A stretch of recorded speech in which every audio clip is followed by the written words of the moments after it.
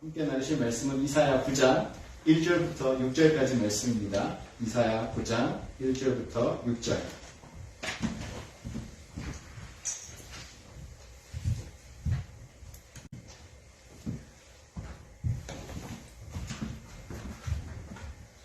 네, 한 절씩 나눠서 교독하면서 읽도록 하겠습니다. 전에 고통받던 자들에게는 흑암이 없으리로다.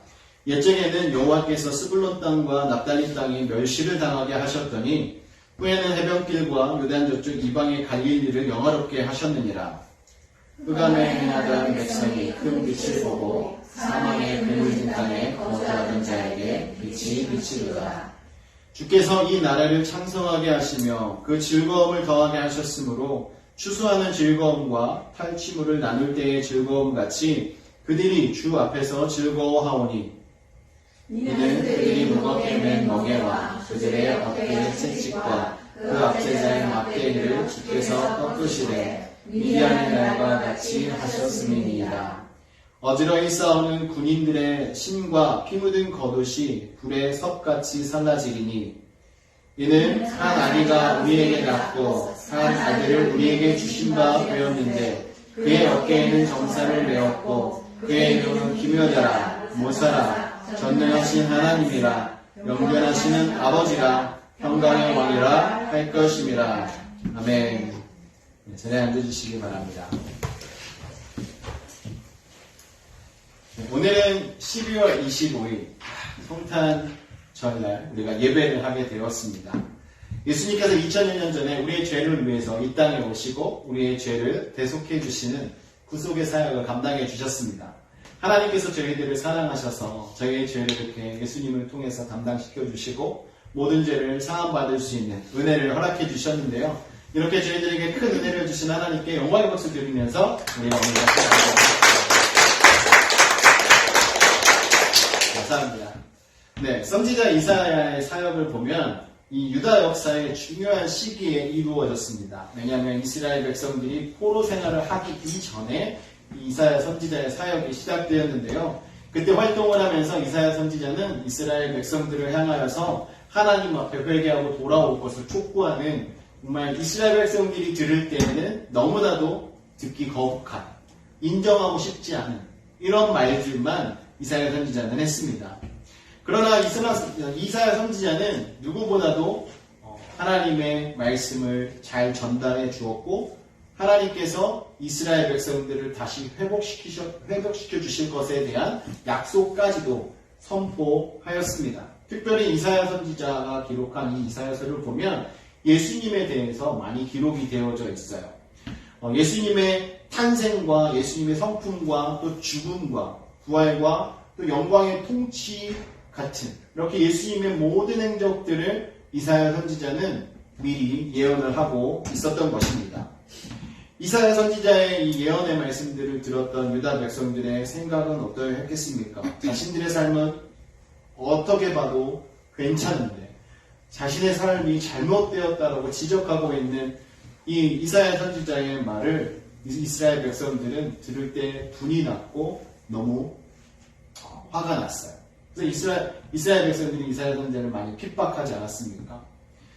그러나 이스라엘 백성들은 그 당시에 정말 하나님의 진노하심을 피할 수가 없었습니다. 많은 우상 숭배와 하나님 앞에 범죄함으로써 하나님의 백성으로서 올바르게 살아가고 있지 않았기 때문에 이러한 심판의 메시지를 들었던 것입니다. 그와 아울러서 희망의 메시지, 회복된 이스라엘에 대한 메시지도 주시는데 그것은 곧 메시아로 인한 구원의 기쁨을 누릴 수 있는 회복을 이사야 선지자는 선포하고 있는 것입니다. 이 메시아의 탄생은요, 흑암 중에 거하는 모든 사람들이 이제 빛 가운데 살아갈 수 있는 시대가 되었음을 이야기하는 것입니다. 그래서 예수님의 탄생은 모든 백성들에게 기쁨이 되고 희망이 되고 빛이 되는 것입니다. 하나님의 은혜로 주의 전을 찾아온 모든 사람들에게 빛으로 오신 예수 그리스도께서는 빛을 비춰주시고 그들에게 구원의 길을 열어주시는 것입니다. 이러한 놀라운 은혜가 오늘 저와 여러분들에게 주어진 줄 믿습니다. 교회에 나와 예배하는 모든 영혼들에게 하나님께서 허락하여 주신 이 구원의 기쁨, 예수 그리스도를 통해서 저희들에게 주신 그 구원의 빛을 받으면서 그 빛 가운데 살아가는 놀라운 은혜가 있는 줄 믿습니다. 오늘 이 말씀을 통해서 빛으로 오신 예수님이라는 제목으로 말씀을 전하는데요. 예수님께서는 이 땅에 빛으로 오셔서 저희들에게 그 구원의 빛을 비춰주셨습니다.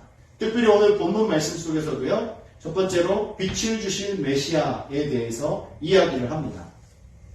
요한복음에 보시면 예수님에 대해서 가장 많이 설명하고 있는 단어들 중에요. 생명, 빛, 사랑, 진리 이러한 단어들을 많이 사용을 하고 있습니다. 그래서 우리 그리스도인들은 이 예수님의 생명과 예수님께서 비춰주신 그 빛과 예수님의 사랑과 또 예수님 진리 되신 예수님과 더불어서 살아가는 사람들인 거예요. 이 빛은요 어두움을 밝게 만들고 죄를 태워버리게 합니다.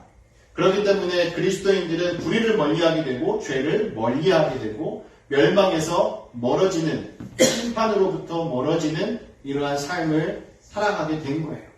예수님께서 이 땅에 오셨기 때문에 예수님으로 말미암아 그 구원의 빛을 우리가 입음으로 이 은혜를 누리게 된 것이죠. 그런데 문제는요. 세상 사람들은 이 빛을 싫어한다는 것입니다. 세상 사람들 보세요. 밝은 곳, 또 빛이 비추는 곳에 서 있는 것을요.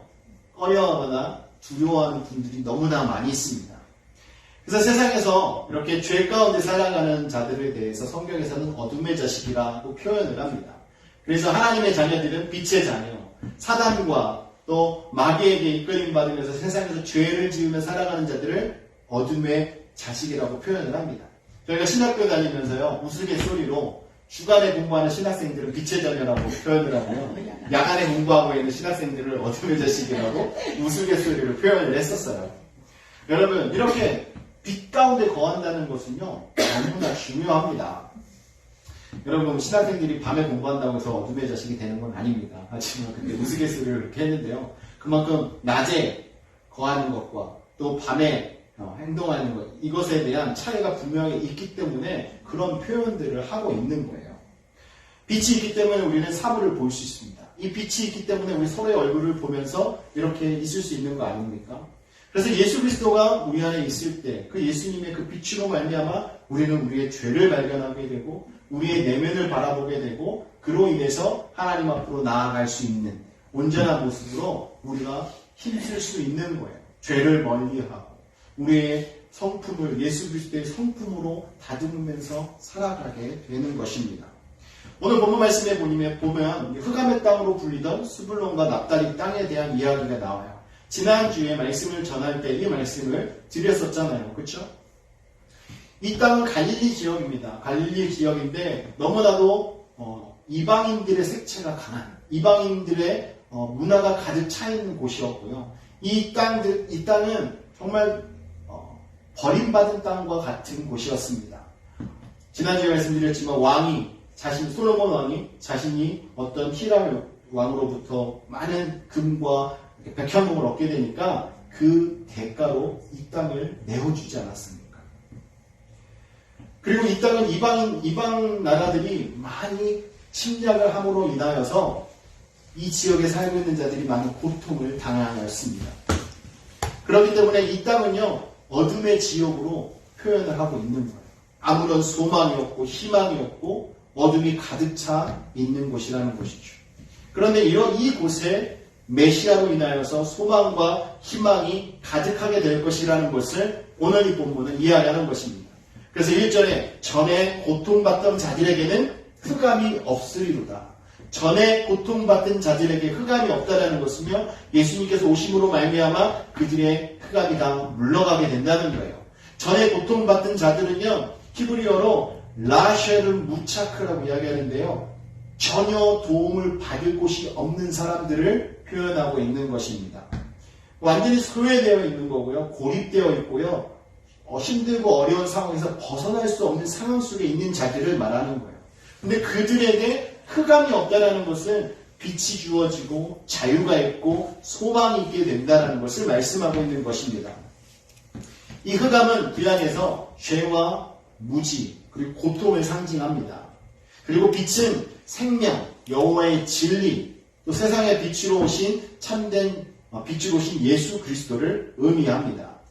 따라서 오늘 본문은요, 이 흑암과 어둠의 세력, 이 죄의 세력에 사로잡혀서 사망의 종로를 타고 있는 자들에게 메시아가 오시게 됨으로 말미암아서 이제는 그들에게 생명이 주어지고 빛이 주어지게 될 것을 예언하고 있는 거예요. 사랑하는 성도 여러분, 이렇게 흑암 속에 살고 있는 자들에게 예수님은요, 빛으로 오셨습니다. 오늘도 세상을 바라보면 얼마나 많은 사람들이 죄 가운데서 허덕이며 살아가고 있습니다. 죄를 지으면서도 그것이 죄인 줄을 모르고 살아가는 자가 너무나 많이 있습니다. 그냥 자기가 원하는 대로, 자기가 하고 싶은 대로 행하는 것이 다 옳은 줄 알고 있는 이런 흑암 속에 거하는 사람들이 너무나 많이 있다는 것이죠. 이러한 자들에게 예수님께서는 빛으로 오셔서 그들에게 빛을 비춰주심으로 그 죄가 드러나게 하시고 그들로 하여금 이제 죄가 아니라 어두움이 아니라 이제는 빛 가운데 나와서 생명으로 살아갈 수 있는 은혜를 허락해 주신 것입니다.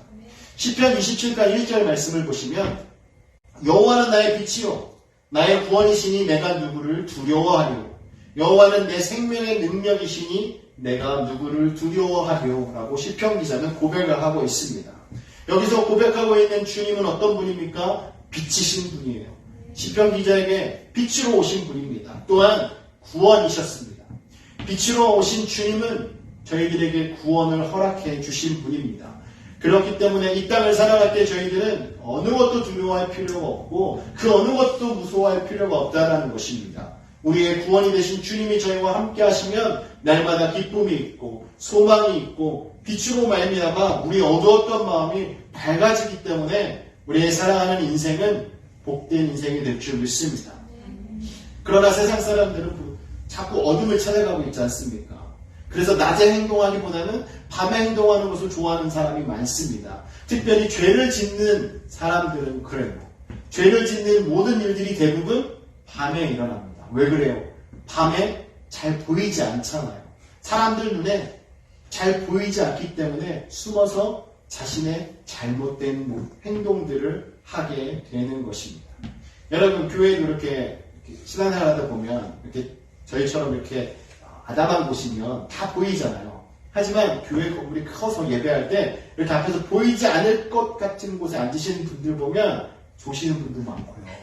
그리고 이렇게 요즘은 전화기가 너무나 잘 되어 있어서 뉴스도 보시고 또 주보를 계속 보시면서 오타가 있나 없나 찾아보시는 분도 계시고 참 눈에 들어오지 않으면 보이지 않는 곳이라고 생각해서 여러 가지 일들을 하는 것을 봅니다. 여러분, 어둠 속에 거하는 자들이 바로 그와 같아요.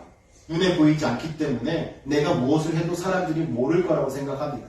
또 내가 무엇을 해도 하나님이 모를 거라고 생각합니다. 내 눈에 보이지 않으니까. 하지만 주님은 다 보고 계시죠. 우리에게 빛으로 오신 예수 그리스도께서 우리와 함께 하시면요, 그러한 우리의 습성들, 행동들은 다 사라지게 되는 줄 믿으시기 바랍니다. 여러분, 선을 볼 때도 사람들 언제 만나려고 해요? 밤에 만나려고 하잖아요. 조명 가운데 이렇게 조금이라도 아름답게 보이고 싶고 뭔가 다 감추고 이러고 싶어 하지 않습니까? 여러분, 이건 세상적인 방법인 거예요. 하지만 빛 가운데 서게 되면 모든 실체는 다 드러나게 됩니다. 언제까지 감출 수 있겠습니까? 우리는요, 주님 앞에 우리의 모든 모습을 다 내어놓아야 합니다.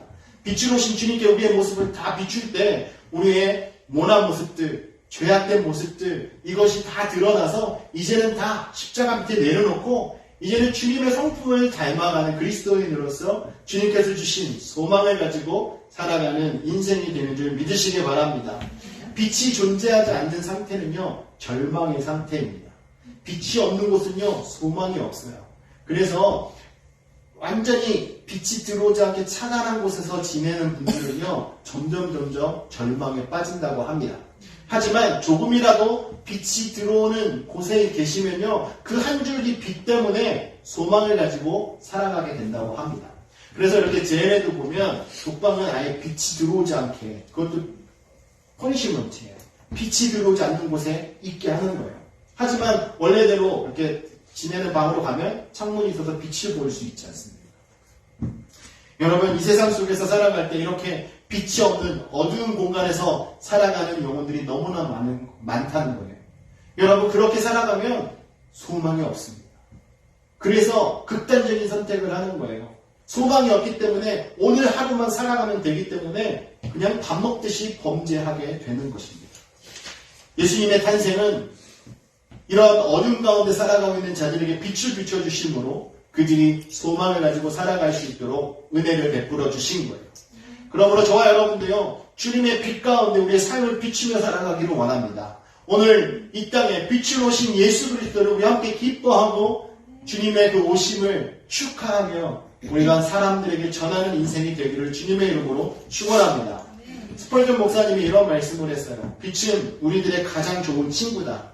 그러므로 그 빛에 순종하는 것이 현명한 일이고 그에 대항하는 것은 자신의 유익을 파괴하는 것이다. 우리가 주님의 빛에 순종함으로 그 빛이 인도하는 대로 살아가게 되면 하나님께서 저희들에게 약속하신 모든 은혜를 다 받아들이는 역사가 일어납니다. 하지만 그 빛을 거부하고 살아가면 하나님께서 저희들에게 약속하신 그 복을 누리기보다는 하나님이 저희들에게 가르쳐 주신 그 심판의 자리에 설 수밖에 없는 거예요. 사랑하는 성도 여러분, 빛 가운데 거하시기를 주님의 이름으로 축원합니다. 빛으로 오신 예수 그리스도를 오늘 이 시간 만나시기를 주님의 이름으로 축원합니다. 두 번째로 예수님은요, 즐거움을 주시기 위해서 이 땅에 오셨어요. 즐거움을 주실 메시아이십니다. 여러분, 저도 항상 말씀드리지만 인생을 즐겁게 살아가는 것을 원합니다. 그래서 행복한 삶을 살아가십시오. 즐거운 하루 되십시오. 이런 말씀들을 많이 드리고 있어요. 여러분, 과연 즐겁게 살아가는 것이 무엇입니까? 즐겁게 살아가는 비결이 무엇입니까? 사랑하는 성도 여러분, 하나님께서도요, 저희들을 지으시고 저희들이 인생을 살아갈 때 행복하게 즐겁게 살아가기를 원하셨습니다. 원하실 뿐만 아니라 그렇게 살아갈 수 있도록 모든 것을 저희들에게 허락해 주셨어요. 천지 만물을 창조하셔서 저희들에게 맡겨주시고, 또 아담이 외로워 보이니까 짝을 지어주시고, 또 가정을 이루게 하시고, 또 하나님께서 그들에게 약속하신 복들을 누리며 살아갈 수 있도록 은혜를 베풀어 주셨어요. 죄를 지으면서 하나님을 멀리하고 하나님의 눈을 피하려고 했던 사람들이었지만, 그럼에도 불구하고 하나님은 지속적으로 은혜를 베풀어 주셨습니다. 아담과 하와가 죄를 지음으로 말미암아서 사실은 죽을 수밖에 없는 존재가 되었잖아요. 그럼에도 불구하고 하나님은 저희들에게 그 불행을 그냥 두고 보신 것이 아니라 그 가운데서 건져주신 분이 바로 우리 하나님이십니다. 세상 사람들은 자신의 즐거움을 위해서 많은 일들을 행합니다. 휴가가 되면 여러 곳으로 가서 자신의 즐거움을 추구하는 이런 행동들을 하고 있는 것이죠. 특별히 지금 이렇게 연말이 되니까 많은 분들이 휴가를 가지시고 여러 지역으로 여행을 다니고 계십니다. 그러면서 자신의 일상 속에 있었던 모든 무료함을 이제 떨쳐버리고 탈출해서 새로운 즐거움과 기쁨을 찾아가는 것이죠. 그런데 이러한 즐거움은 어떻습니까? 유한한 즐거움입니까? 아니면 무한한 즐거움입니까? 이 즐거움은 유한합니다. 끝이 있어요. 가서 눈에 들어오고 즐기는 그 시간에는 너무나 좋습니다. 하지만 돌아오고 나면 아쉽고 그립고 그 시간이 점점 멀어지면 언제 즐거웠었냐는 듯이 잊혀지고 그냥 추억으로 자리 잡혀지는 게 저희가 추구하는 즐거움입니다. 하지만 예수님께서 이 땅에 오심으로써 저희들에게 주신 그 즐거움은요, 이렇게 이뤄지지가 않고 시간이 지나가면 잊혀지는 것이 아니라 영원하다는 것이죠. 예수님께서 이 땅에 오심으로 저희들에게 어떤 즐거움을 주셨습니까? 절망 속에 살아가던 저희들에게 구원을 허락해 주심으로 영원을 기대할 수 있는 즐거움을 허락해 주시지 않았습니까? 그리고 오늘 본문 말씀 속에 보면 이렇게 말씀해요. 3절 말씀에 보면 주께서 이 나라를 창성하게 하시며 그 즐거움을 더하게 하셨으므로 추수하는 즐거움과 탈취물을 나눌 때의 즐거움 같이 그들이 주 앞에서 즐거워하오니. 여기서 사람이 누리게 되는 그 즐거움을 이야기하고 있는데요. 그 즐거움을 더하게 해주시는데 어떻게 더하게 해주시냐면 그 나라를 창성하게 하신다라는 거예요. 창성하게 한다는 건 뭐냐면요. 그 나라의 백성의 수가 많아지게 한다는 것입니다. 그 당시에 백성의 수가 많아지기 위해서는 어떠해야 했겠습니까? 전쟁이 없어요. 전쟁이 없어야 백성의 수가 늘어나는 거예요. 여러분 오늘날도 전쟁의 소문을 들으면 저희들이 두렵고 떨리잖아요. 또 전쟁터에 보면 많은 분들이 죽거나 다치는 일들이 일어나고 있지 않습니까? 이 당시는 더 했습니다. 이 당시에 전쟁을 하면요 많은 남자들이 죽어갔어요. 그러다 보니까 민족이 이렇게 강대해지지 못했었습니다. 여기서 사람의 수가 많아지는 것이 이들에게 즐거움이 더해지는 것이다라고 말한 이유는요 바로 그 안에 평화가 있기 때문에 그래요. 예수님께서 오심으로 말미암아 이제는 그들에게 평화가 있게 될 것을 말씀하고 있는 것입니다. 그래서 그들이 창성케 되는 거예요. 여러분 저희 교회도 앞으로 주님의 은혜 가운데 창성케 되는 복이 있기를 주님의 이름으로 축원합니다.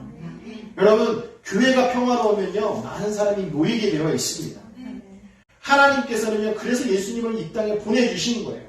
예수 그리스도의 그 평강, 주님께서 주시는 그 평안, 세상에 줄 수 없는 그 평안을 함께 나눔으로 함께 즐거워하고 기뻐함으로 수가 많아지는 은혜를 허락해 주실 거라는 것입니다.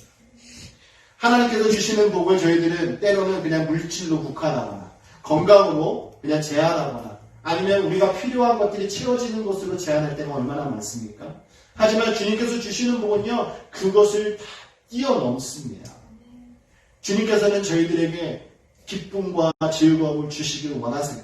그냥 눈에 보이는 것, 그냥 이생의 자랑, 육신의 안목 이런 정욕을 채우는 것으로만 만족할 것이 아니라 하나님께서 주시는 그 즐거움으로 영혼을 생각하면서 살아가는 인생이 될 때 우리가 기쁨을 누리게 되는 것입니다. 이 세상의 것은요 바람이 한번 불면 전부 다 없어질 것이에요. 누가복음 12장 16절에서 21절까지 내용을 보면 부자의 이야기가 나옵니다. 그 부자가 고민을 해요. 자신의 소출이 많아지니까 고민을 하기 시작합니다. 17절에 보면 내가 곡식 쌓아둘 곳이 없으니 어찌할까? 그럴듯한 고민 아닙니까? 정말 모든 사람들이 물질이 많아지거나 이러면 고민합니다. 여러분 생각해 보세요. 어떤 사람이 만약에 로또에 당첨이 된다고 생각해 보십시오. 어떤 분이 그러더라고요. 로또에 당첨되면 바로 그것을 찾으러 가지 말고 일단 GPA를 찾아가십시오. GPA를 찾아가서 이걸 어떻게 할 건지 상의를 한 이후에 찾아야 된다고 그러시더라고요. 이미 이 많아지면 어떻게 하지? 라는 고민을 하고 있는 거죠. 이 농부와 똑같은 생각을 하고 있는 겁니다. 여러분 이 농부가 자신이 많은 소출이 있게 되니까 이 곡간을 헐고 더 크게 져서 이 곡식을 다 안전하게 쌓아둬야지라는 이런 생각을 지금 하고 있는 거예요. 그런데 19절 보면 이렇습니다. 영혼아 여러 해 쓸 물건을 많이 쌓아두었으니 평안히 쉬고 먹고 마시고 즐거워하자. 여러분 이런 생각이 들지 않겠습니까? 막 갑자기 많은 것이 생기면 모든 걸 다 내려놓고 그냥 즐기면서 인생을 살아가고 싶어하는 이런 육신의 욕망이 모든 이들에게 자리 잡고 있습니다. 이 부자만의 이야기가 아니에요.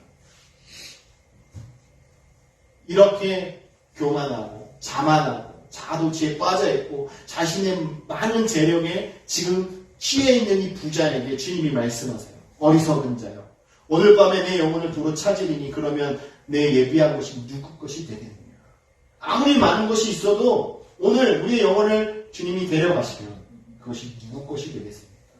아무리 큰 돈이 생겨서 CPA를 찾아서 맡기고 그것을 잘 관리해가지고 쓰려고 계획을 했다 하더라도 오늘 우리의 생명이 끝나면 그것이 누구의 것이 되겠습니까? 바로 이 세상의 것은 이와 같습니다. 아무리 우리에게 즐거움을 주는 것 같고 기쁨이 되는 것 같지만 그것은 한계가 있다라는 것. 우리 주님은 이렇게 제한적인 한계가 있는 기쁨을 주기를 원하시는 분이 아니라 영원한 기쁨을 저희들에게 주기를 원하십니다.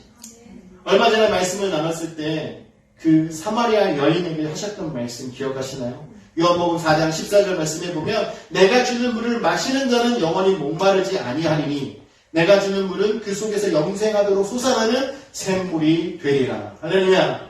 정말 우리가 예수 그리스도와 더불어 살아가게 되면요. 주님께서 주시는 그 말씀에 순종하면서 살아가게 되면 그 기쁨은 그냥 한순간에 끝나는 것이 아니라 영원히 끊이지 않고 솟아나는 샘물이 되어서 우리의 삶 속에서 기쁨이 넘치게 되고 즐거움이 넘치게 되고 하나님을 소망하는 그 마음을 가지고 힘껏 살아가는 인생이 되는 줄 믿으시기 바랍니다. 세상에서 얻지 못하는 참된 행복과 기쁨은 바로 예수 그리스도 안에 있습니다. 주님 안에 있을 때 우리가 그것을 발견하게 되는 거예요. 우리는 세상의 어떤 것으로 구하기보다는 하나님으로 구해야 합니다. 우리 안에 하나님으로 가득 채워지고 예수 그리스도로 가득 채워질 때 우리는 기쁘고 즐겁게 살아갈 수 있게 되는 겁니다. 요한복음 14장 27절 말씀 보면 평안을 너희에게 끼치노니 곧 나의 평안을 너희에게 주노라. 내가 너희에게 주는 것은 세상이 주는 것과 같지 아니하리라. 너희는 마음에 근심하지도 말고 두려워하지도 말라. 이와 같이 하나님께서는 세상이 줄 수 없는 평안을 저희들에게 주셨음을 말씀으로 선포하고 계십니다. 우리가 하나님께서 주시는 이 평안으로 말미암아 이 땅 가운데서 기쁘고 즐겁게 살아가기를 원하시는 거예요. 그래서 예수님께서는요, 이 땅에 오셔서 십자가를 지신 거예요. 보혈의 피를 저희를 위해서 흘려 주신 것입니다. 그 사실을 믿고 예수 그리스도를 구주로 영접하는 자마다 죄의 용서함을 받게 되고 그로 말미암아 주시는 그 기쁨을 우리가 함께 누리게 되는 줄 믿습니다. 사랑하는 성도 여러분, 지금은 하나님께서 저희들에게 어떻게 역사하고 계십니까? 예수님께서 2000년 전에 오셔서 저희를 위해서 십자가를 지셨고 그 이후에는 보혜사 성령님을 저희들에게 보내주셔서 언제나 내가 너희와 함께하리라라는 그 약속을 저희들에게 성취하고 계시지 않습니까? 성령의 인도하심을 따라 살아가게 되면 우리의 인생은 기쁘고 즐거운 인생이 되는 거예요. 그러므로 사랑하는 성도 여러분, 주님께서 저희들이 허락해 주신 이 기쁨, 이 즐거움을 함께 누리기를 주님의 이름으로 축원합니다. 마지막으로 이 예수님은요, 고통을 거두시기 위해서 이 땅에 오신 메시아입니다. 예수님께서는 정말 이 이스라엘 백성들이 흑암과 같은 땅에 그치지 않는 이 흑암과 같은 땅에서 그냥 버려지는 영혼이 아니라 이제는 새로운 기쁨이 있는, 즐거움이 있는, 고통이 없는 그 땅에서 살아갈 수 있도록 은혜를 허락해 주신 분이십니다. 이스라엘 백성들에게 메시아가 옴으로 말미암아서 이들에게 있었던 모든 고통을 다 거두어 주신 거예요. 문자적으로 보면 그들에게 전쟁이 사라지고 그들에게 있는 모든 어려움이 없어져서 평강을 누리며 살아가는 이러한 나라로 메시아가 오셔서 만들어줄 것 같은데요. 근데 주님은 나라로부터의 해방을 시켜주시기 위한 것이 아니라 우리가 이것을 더 깊이 보면 인생이 살아가고 있으면서 겪는 모든 고통으로부터의 자유를 허락해 주셨음을 가르쳐 주는 것입니다. 4절과 5절 말씀 보면 이는 그들이 무겁게 맨 멍에와 그들의 어깨의 채찍과 그 압제자의 막대기를 주께서 꺾으시되 미디안의 날과 같이 하셨음이니이다.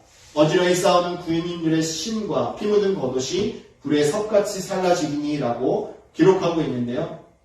여기 나와 있는 이 내용 속에 보면 정말 압제를 당하고 어려움을 당하고 있는 이스라엘 백성들의 그 속박, 그런 고통의 여러 가지 문제, 이 문제들로부터 주님께서는 자유하게 해주실 분이라고 이스라엘 백성들에게 이사야 선지자는 외치고 있는 것입니다.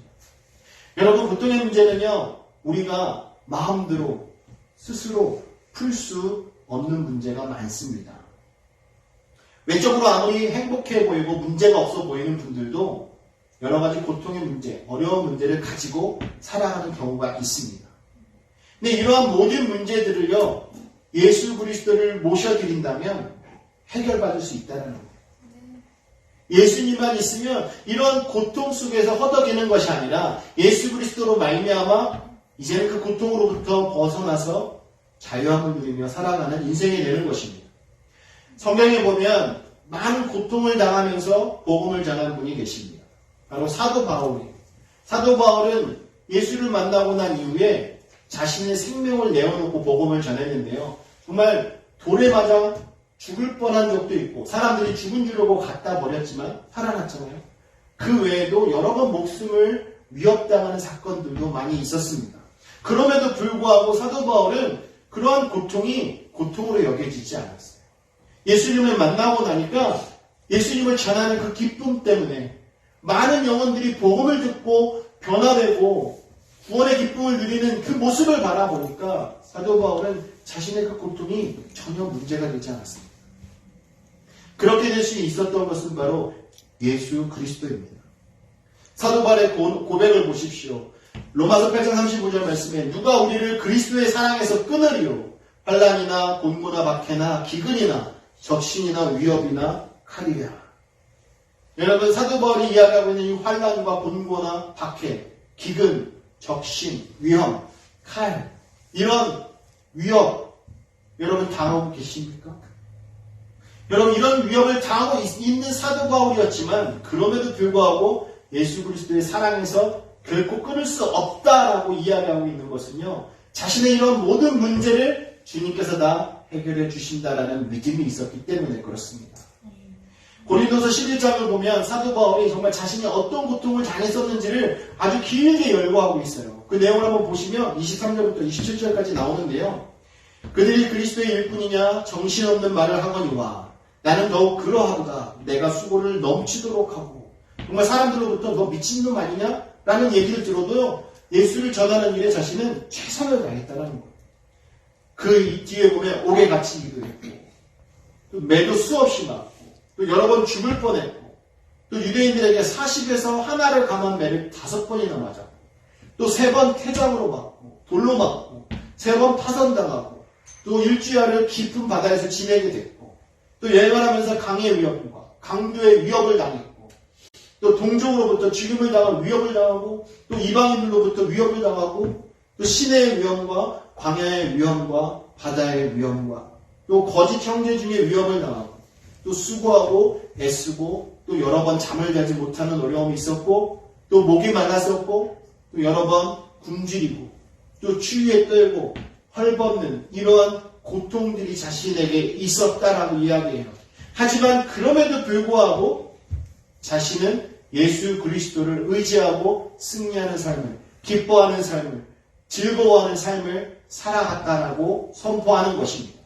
그러니까 예수님은 바로 이러한 분이에요. 예수님이 우리와 함께하면 이러한 고통으로부터도 자유하게 하시고, 이러한 고통으로부터도 하늘을 소망하며 살아가는 믿음의 사람이 되도록 인도해 주신다는 것입니다. 고린도서 1장 8절 9절 말씀 보면, 형제들아 우리가 아시아에서 당한 환난을 너희가 모르기를 원하지 아니하노니 힘에 겹도록 심한 고난을 당하여 살 소망까지 끊어지고 우리는 우리 자신이 사형 선고를 받은 줄 알았으니 이는 우리로 자기를 의지하지 말고 오직 죽은 자를 다시 살리시는 하나님만 의지하게 하십니다. 우리가 고통 가운데 거하게 되는 그 이유를 사도 바울은 이야기하고 있는 거예요. 우리 자신을 의지하기보다는 여호와 하나님을 의지하게 하기 위한 고통이라는 것이죠. 그렇기 때문에 하나님을 의지하면 그런 고통 속에 있어도 우리는 그 고통으로 말미암아 실족하는 자들이 아니라 오히려 더 하나님과 동행함으로 하나님이 역사하심을 바라보며 기뻐하고 즐거워하는 인생이 된다는 것입니다. 사랑하는 성도 여러분, 이런 어려움을 당할 때 대부분의 사람들은 어떤 생각을 합니까? 그냥 오늘 나의 생명을 끝내고 빨리 이 고통으로부터 벗어나고 싶다, 이런 생각들을 하지 않습니까? 그래서 예전에 어느 분들은 내가 빨리 죽어야지, 이런 말씀들을 입에 달고 사시는 분들이 많았습니다. 사랑하는 성도 여러분, 우리가 인생을 그냥 여기서 다 끝낸다고 모든 고통으로부터 자유로워지는 것이 아닙니다. 우리가 고통으로부터 자유로워지기 위해서는 더욱더 예수님을 만나야 하는 거예요. 예수님을 만날 때 우리는 사망으로부터 건짐을 받고 고통으로부터 자유함을 얻고 주님께서 저희들에게 주신 생명과 소망을 가지고 살아가게 되는 것입니다. 로마서 7장 24절 말씀에 오호라 나는 공고한 사람이로다. 이 사망의 몸에서 누가 나를 건져내냐. 누가 건져내십니까? 바로 예수 그리스도라는 것입니다. 고통은요, 죄 가운데서 오는 거예요. 우리가 죄 가운데 살아가다 보면 자꾸 고통의 구렁텅이 속으로 들어갈 수밖에 없습니다. 하지만 우리가 주님을 바라보고 주님 빛 가운데 살아가게 되면 어떤 고통이 우리를 옥죄어온다 할지라도 우리가 그 고통으로 말미암아 주저앉는 것이 아니라 우리는 주님을 의지해서 새 힘을 얻어서 소망을 가지고 오히려 더 예수 그리스도를 선포하며 살아가는 인생이 되는 줄 믿으시기 바랍니다. 로마서 8장 1절 2절 말씀 보면 그러므로 이제 그리스도 예수 안에 있는 자에게는 결코 정죄함이 없나니 이는 그리스도 예수 안에 있는 생명의 성령의 법이 죄와 사망의 법에서 너를 해방하였음이니라. 우리가 예수님과 함께 더불어 살아가면 우리를 얽매고 있었던 죄의 문제들, 사망의 법들이 다 떠나가게 된다는 거예요. 예수님과 더불어 살아갈 때 생명의 성령의 법이 저희들을 인도해 주심으로 이제는 이런 고통 가운데 살아가는 인생이 아니라 하나님을 기뻐하고 즐거워하며 영광 누리는 인생을 살아가도록 허락하신다는 거예요. 이사야 선지자가 오늘 이 말씀을 통해서 이야기하는 것도 마찬가지입니다. 이 예수 그리스도께서 이 땅에 오시게 되면 그들에게 구원의 길을 열어주시고 그들에게 기쁨을 허락해 주시고 그들에게 영원한 삶을 허락해 주실 것을, 지금 당하고 있는 고통으로부터 자유를 허락해 주실 것을 지금 외치고 있는 것입니다. 인간이 겪고 있는 모든 비극은 하나님으로부터 멀어질 때 시작됐습니다. 그때부터 고통과 괴로움에서 벗어나려고 갖은 애를 써보았지만 인간들이 할 수 있는 것은 아무것도 없었습니다. 다만 우리가 예수 그리스도를 믿고 우리가 주님 앞에 나와서 우리의 죄를 고백하고 주님 앞에 모든 것을 맡길 때 우리는 그 모든 문제를 해결할 수 있게 되는 거예요. 죄의 문제, 고통의 문제로부터 벗어날 수 있게 되는 것입니다. 사랑하는 성도 여러분, 오늘 이 땅에 오신 예수 그리스도는요, 바로 이러한 우리의 고통의 모든 문제를 해결해 주신 분입니다. 우리의 죄의 문제를 단번에 해결해 주셨습니다. 여러분들이 힘들고 어렵고 여러분들이 당하고 있는 여러 가지 어려운 고통의 문제들을 주님 앞에 다 내려놓으십시오.